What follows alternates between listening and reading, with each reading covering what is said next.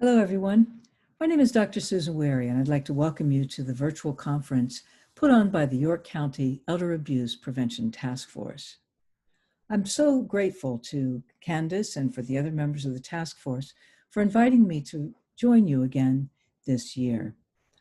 My name is Dr. Susan Wehry, and I am the Chief of Geriatrics at the University of New England College of Osteopathic Medicine, as well as the director of our AgingME grant. This is a geriatrics workforce enhancement project that has been funded by HRSA. Most importantly, though, I'd like to thank you for being here, for listening to this recording, and I hope for coming to join us on Friday, where we'll be able to engage in real time, and perhaps I will be able to also answer any questions that might come up as you watch this particular video session. My talk is entitled, Looking at Depression and COVID-19 with 2020 Vision, in keeping with the theme of this year's conference. Here's a little of what we're going to do. I'm going to talk about what we've all been going through, how it has impacted many in terms of being at more risk for depression or developing depression. And then we're going to share some ideas on how to keep going and how and when to give and to also ask for help. Now, what do we know about this pandemic? For starters, we know that no one has been untouched. Our lives have been completely disrupted. Whether you are in the workforce and found yourself suddenly teleworking, whether you are an educator and found yourself needing to put all of your classwork online, whether you are a person who had to simply follow stay-at-home orders and arrange in brand new ways for how you were going to get your groceries. Maybe you have kids newly at home. Maybe you have grandkids newly at home. Many of us missed important family sharing milestones, graduations, weddings, births, and deaths. This has been a collective traumatic experience as well as an individual one, and however you cut it, it has been stressful. It has disrupted us at the biological, psychological, social, and spiritual level, and has brought with it a great deal of uncertainty, a sense of helplessness, and at times a sense of a loss of control. And none of these are comfortable states of being. We also know that we all have different needs at a time like this and different ways of coping. We know that we have different ways of grieving our losses, both big and small, and that ultimately we will recover at our own pace. We also know it's not over yet. It's still going on. And we have had to shift our thinking from perhaps what it was for many in the beginning, from I can't wait till this is over and things get back to normal, to the phase of, well, when this is over, we're going to have a new normal, to the I'm not sure when this is going to be over, and so we'd best get on with learning how to live with it. We also know that this whole process takes time, and often a lot longer than is assumed, for getting at least ourselves recalibrated, if you will, and kind of back to our own new normal. Now, people who study disasters have observed that there is a kind of pattern, and I am calling the COVID-19 pandemic a disaster. We can also call it a traumatic experience. But like all disasters, be they man-made or natural, there's a kind of pattern that we can observe. One part of this pattern is the period right before the thing strikes. In this case, we're looking at last January, February, about 11 months ago, or a little over a year ago, when we're looking at these reports out of China about this new SARS-like virus. And we're wondering, is it going to hit in the United States as we observe it moving through other countries? And sure enough, it does. And that impact is first felt around about February, but then in Maine, most acutely in Maine, when, in order to contain the virus and to try to mitigate the risk of people getting it, we had to go into this sort of shutdown mode, as evidenced by our stay-at-home orders and restriction in visitors in nursing homes. People on the front lines get busy, and we know that typically in a disaster like this, there is a tremendous period of heroism in which people put their lives on the line. They go into work every day, working 24/7 with lots of energy. There's this sort of outpouring of adrenaline and cortisol, and everybody rises to the occasion to address this serious threat in our midst. It's followed usually by a honeymoon period in which not only are individuals functioning at an optimal level, but communities come together, and there is a spirit of in it together and a spirit of community cohesion that actually feels very good. Many people are surprised to remember, or were surprised at the time, that despite how awful the COVID-19 was proving to be, people felt good about finding within themselves the strength to move forward, to carry on, to go on. And this is not at all unusual. Unfortunately, this period of emotional highs, both at the individual and collective level, is usually followed by a period of disillusionment where we are angrier, more irritable, thinner skinned, quick to judge, where we have kind of a hair trigger response and a great deal of disappointment in our leaders. What we're going to talk today about is how to get out of this period of disillusionment. Now, throughout it all, what's remarkable is how well we have responded with compassion, with creativity, with determination, with a great deal of frustration. And let's face it, some days were easier than others. Some days now we notice we feel maybe a little more upset, outraged, distracted, forgetful, disorganized, helpless, anxious, or depressed. Now, it's not surprising to me that we have responded as well as we have, because human beings are remarkably resilient. We have within us this capacity to bounce back. And it's not about being superhuman, it's about simply being human. It's about tapping into that part of ourselves that says, I can do this. And interestingly about resilience is that it's not something that only a few people have. It's something that we all have, but those of us who have faced any sort of adversity have had an opportunity to see it. Because resilience is not about having it easy, not about being strong in the absence of adversity, not about never falling down. It is about falling down all the time and getting back up. It is about being knocked down and getting back up. And so resilience is something that actually emerges in the face of adversity and is, as I say, a distinctly human capacity. In addition to being remarkably resilient, all humans also have somewhere an Achilles heel. So in the face of this tremendous stress that we've been under, some people find that they are not feeling as well as they used to. They might get migraine headaches. Some people may be drinking more than they want to. Some people may find a flare-up of their old chronic inflammatory disease, or their chronic conditions just aren't doing as well. And for some people, that Achilles heel is depression. And depression, by its nature, is something that is often overlooked. Now, what do I mean by depression? I get asked this a lot. What's the difference between, being depressed or being sad, having grief, or being depressed? And this is an important distinction to make, because if people don't feel a little sad during this time, if people don't feel a little anxious, I venture to say that we're not paying close enough attention, because this is an extraordinarily stressful time in our shared human history.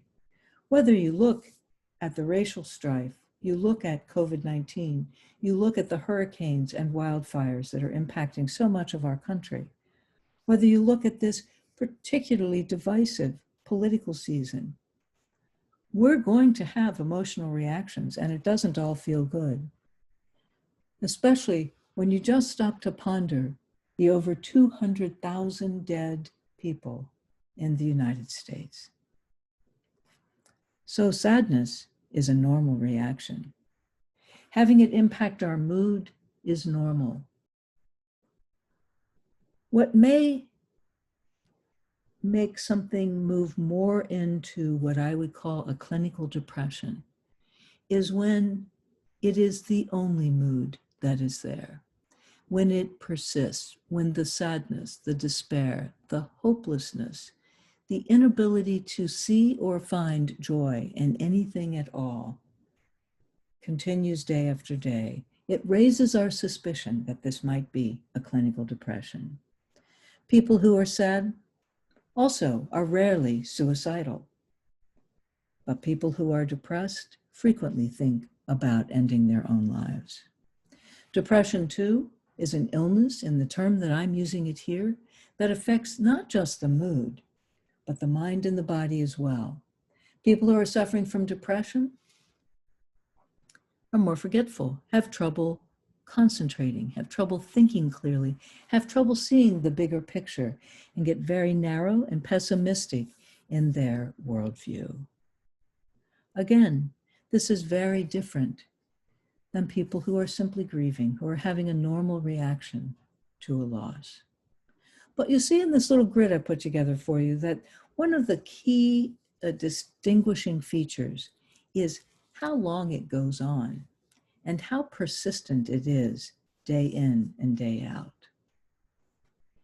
So what we're going to talk a little bit about is when the mood, the mind, the body, the illness, the persistence of the sadness needs a specific intervention, needs some kind of treatment, some asking for help in order to resolve.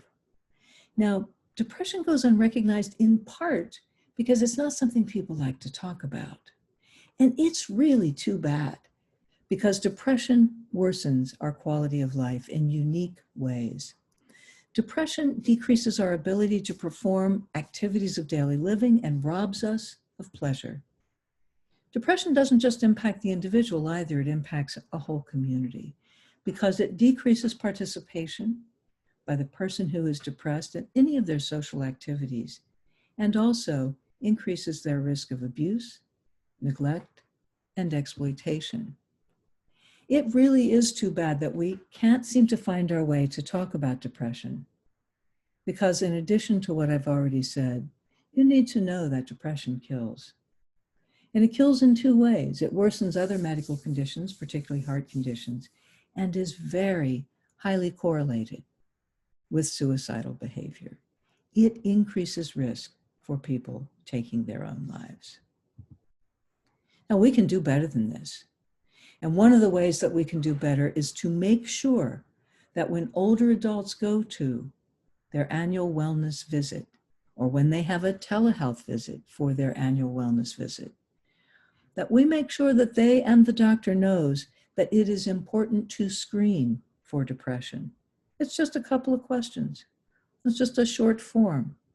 And that screening question, or those two screening questions about whether or not a person has been sad or blue most of every day for the last couple of weeks and cannot experience pleasure, is a clue, it's a cue to look a little deeper and to make sure that the person is not suffering from clinically significant depression. Screening for depression is just one aspect of developing an age-friendly health system, as is captured here in this graphic. We summarize an age-friendly health system as being one that really focuses on what we call the 4 M's. What matters most to the older adult, that looks at their medicines, their mind, which is mood and emotion, as well as thinking, and mobility, or how well we're getting around. And all of these M's, if you will, are screened during the annual wellness visit, but our attention this morning is just on depression. Now, how can you help with this? Well, one important thing is for you to know as much as you can about depression. And you need to understand the experience from the point of view of the person who is experiencing depression. What do I mean by that? What I mean is that communicating with a person who is depressed requires your knowing that not only is the person depressed, but they feel bad about being depressed. Sometimes the person who is depressed prefers not to want to be comforted, to avoid the guilt of not being able to respond to the other person's kindness or to the other person's interest. I had one patient describe this in the most poignant way when she said that during her depression, her family would often bring her grandchildren over to visit, and she would hold her grandchildren on her lap and feel nothing. And the guilt that accompanied that experience was as profound as the sadness itself. But that's what I'm talking about here. Sometimes people say, oh, I wish they would just let me help them, or I wish they would just let me spend time with them. But what I want you to understand is that it's really hard for the depressed person to spend time with others because they know that they're not going to feel good about it. So you need to let them know you understand that. It's okay if they're not happy to see you. You'd like to hang out anyway, if it's okay with them. Because a person who is depressed does need some diversion, does need some company. But what I'm trying to say here is that too many demands, too high an expectation on the part of the person who is depressed can increase their feelings of failure for not getting better. So how can you work with that? Well, one of the things you need to do is simply acknowledge that the person feels as lousy as they do, acknowledge the sadness, and at the same time, to remind them that it hasn't always been this way, they haven't always been this way, and they won't always be this way. When you want to offer help, offer something specifically. Offer a specific activity for a specific duration of time. Quite simply, if you have a person in your acquaintance or somebody that you're serving, somebody that you're working with, who is depressed and is not yet ready to seek treatment for that depression, and you want to be of help, offer something specific like, I'm going to the grocery. Would you like to go with me? We'll just be gone an hour. I'll pick you up on Thursday at 9 o'clock. Very specific, a specific activity, a specific length of time. And it's so much more helpful than what would you like to do today? Because what would you like to do today for a depressed person is an overwhelming question. I can't stress enough that for people who have clinical depression, these simple questions become so burdensome because depression shuts down the mind. The other thing that you can do is to encourage that the person seek treatment. This is really important because, frankly, treatment works. Treatment really works for depression. And I'm not just talking about medications, though medications are sometimes indicated. So if you think somebody is clinically depressed, please encourage them to get treatment. They can visit their primary care practitioner's office or schedule a telehealth visit.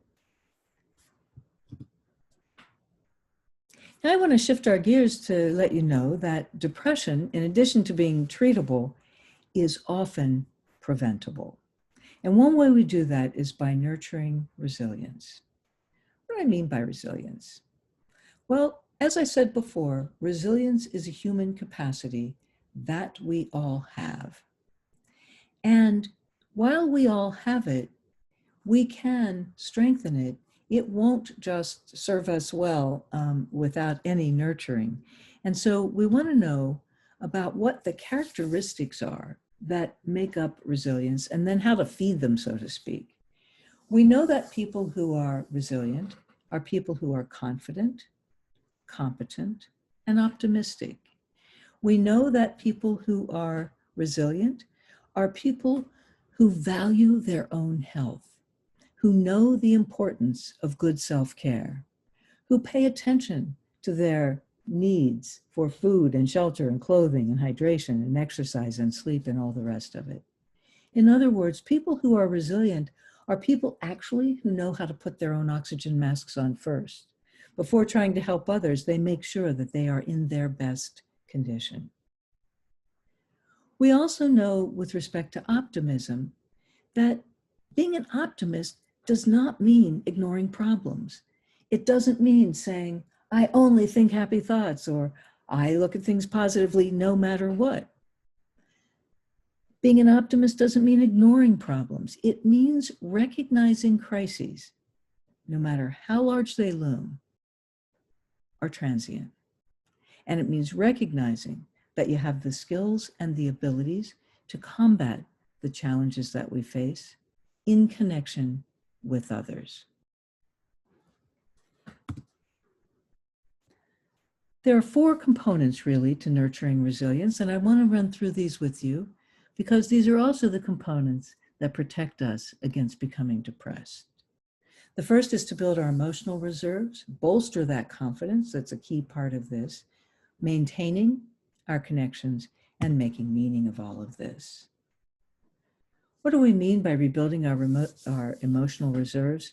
For starters, make sure that you schedule time for yourselves. And I mean, schedule it. Don't just think, oh, I'll do this nice thing for myself this week. Put it on your calendar if that's the way you schedule things. Make sure that you are an equal opportunity time employer with respect to time for yourself. Physical exercise is a critical key ingredient because physical exercise has a way of reducing stress hormones. It has a way of boosting blood flow. It's good for our brains. Physical exercise is good for our heart, our bones, our muscles. Physical exercise is the key ingredient for human health. Getting adequate sleep is very important. And spending time in the natural world. And if you can't spend time in the natural world, then at least look at pictures of nature. There's pretty good evidence that even looking at pictures of trees is good for our brains.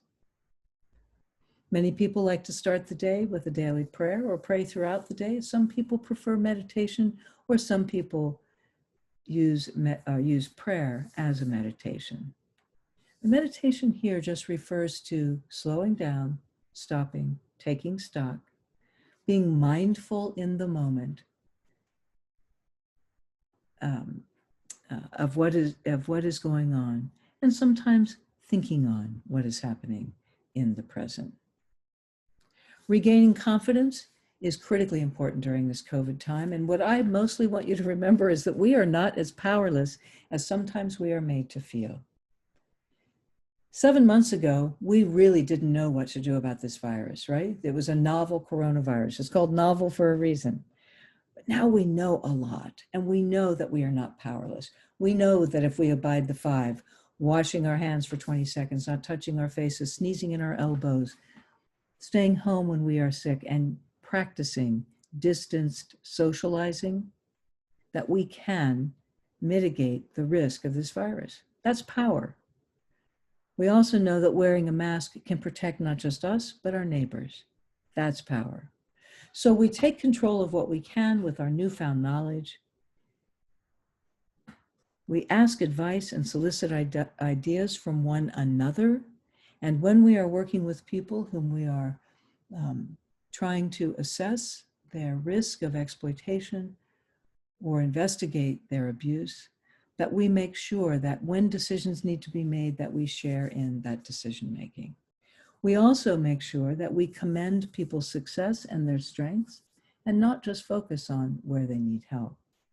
Regaining confidence also means that we have to acknowledge the losses that we've had and not pretend that they didn't happen. We have to permit the grief to be into our hearts so that we can then let it go.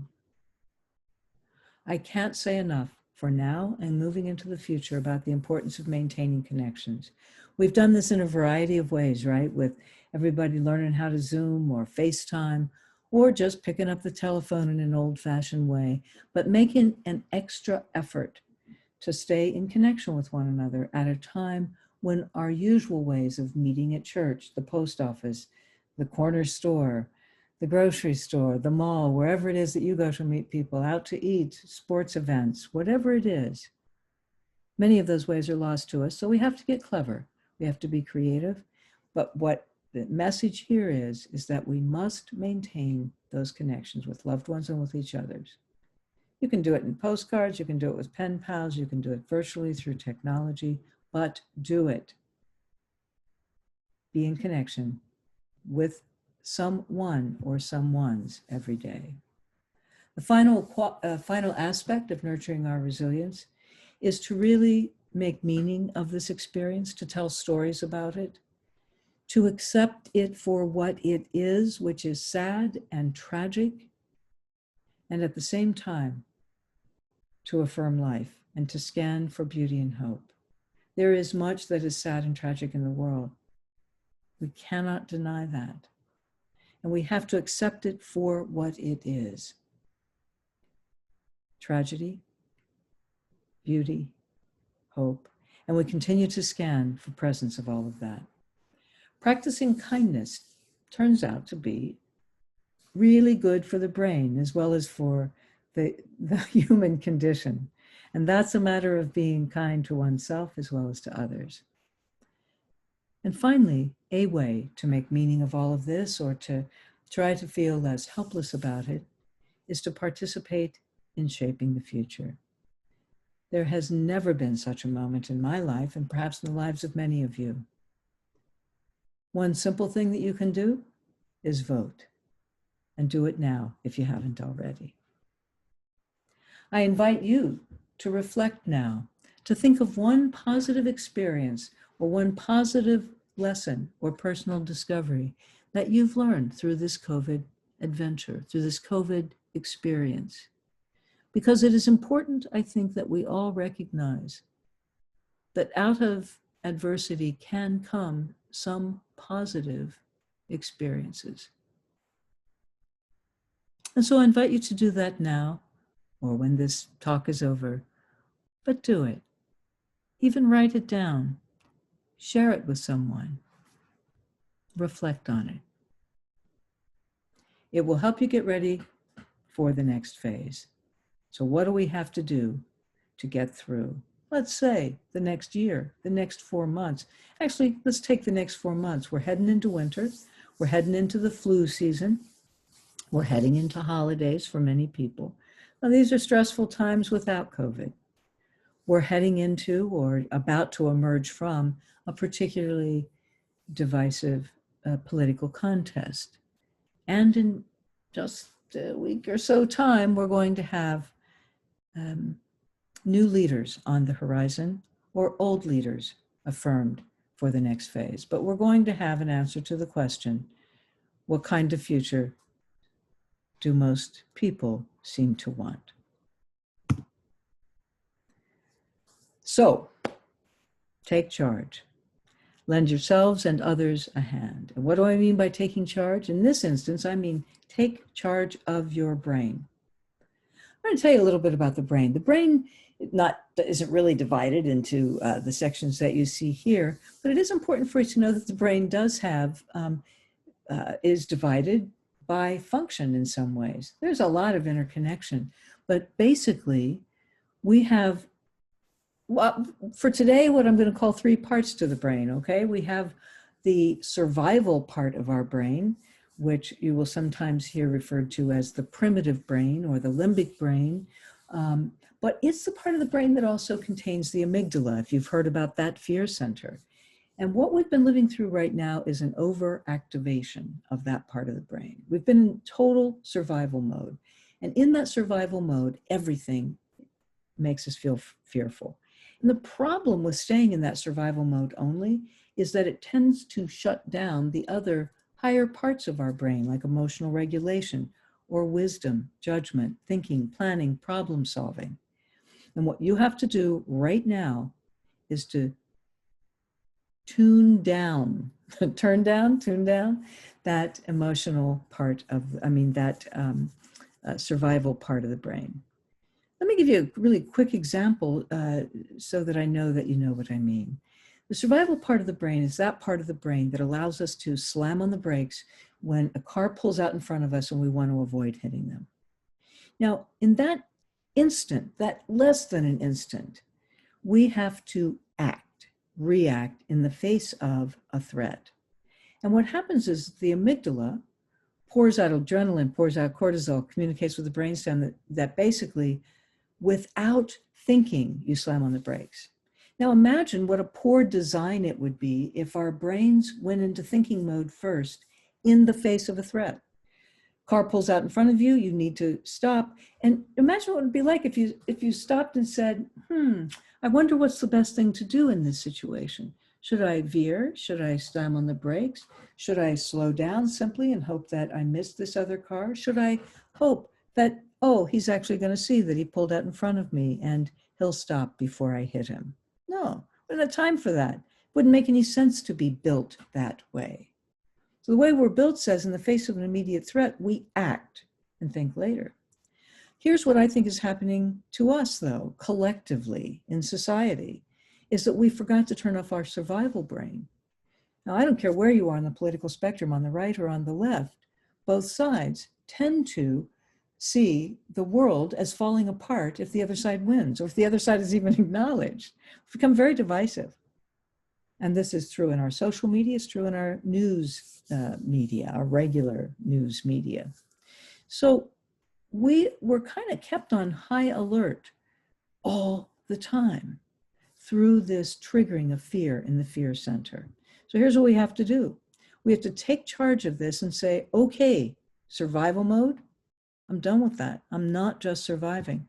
I'm going to start engaging and activating and strengthening the thinking parts of my brain so that I can use wisdom, better judgment, better problem-solving skills. I can plan ahead. I can think about what to do.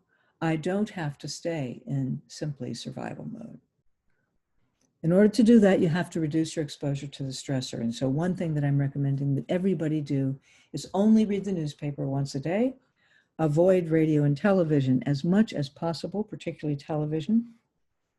If you are what people like to call themselves a news junkie, and if you like this 24/7 news cycle and you're on at 12, then at least go down to 10, or go down to 8 hours a day, or go down to 4. And I'm quite serious about this. Keeping your amygdala, keeping your primitive survival brain activated prevents you from using the emotional regulation part of your brain or the thinking part of your brain to get a grip on planning for the future. The next thing you need to do is catch, challenge, and change your thinking. What do I mean by that? Oftentimes in situations like this, many of us will go into this extreme way of thinking where we say, oh, I'm the only one this happens to. Or why does this always happen just to me? Why is my luck the worst? Okay? As soon as you hear that, only me, I'm the only one kind of thinking, catch yourself. Challenge that assumption. Is it really true that you're the only person suffering during COVID? I don't think so. Is it really true that only bad things happen to you? Is it true that all bad things happen to you and only to you? No, probably not. So you got to catch it first. Then you ask yourself, what's the data on that? Is that really true? And then you say, no, I do have it really bad. You're not going to let go of it quickly. But I, in fact, am not the only one. That's what I mean by catch, challenge, and change, okay? And then if you really want to strengthen your thinking brain, you will begin now, if you haven't already, systematically to strategize how you are going to deal with the upcoming winter months. Are you going to continue to utilize virtual connection? Are you going to figure out ways to safely socialize at a distance? Who is going to be in your support network? Who's going to be part of your telephone tree that you're going to call every day? Who's going to be your pen pal? To whom are you going to write? With whom are you going to be in a book club? With whom are you going to exchange stories? Let you strategize. Pen to pad, pencil to paper, whatever it is, or typing into your computer or your tablet or your phone, wherever it is that you make your lists, start making your list now, making them with other people that you are serving as to how you are going to get through the next 3 months. So here's one other thing that you can have from me, and that is a breathing lesson, because this will boost your brain for the rest of the day. I want you to put both feet on the floor, sit straight up, put your hands right on your belly, and breathe in through your nose into your abdomen, or as people would say, this is diaphragm breathing. As you breathe in through your nose, feel your belly go out. Hold it for a second, and then exhale. And then do it again.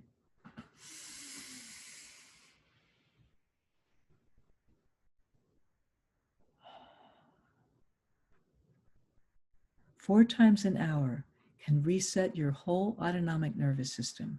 Now on this last one, we're going to let it out with a big ah, okay?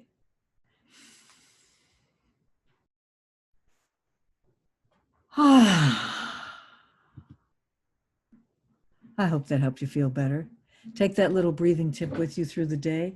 It's always a great way to settle down that survival mind. Please remember, we've got this. We can do this. It's not easy and it's not always pretty, but we've got it and we can do it.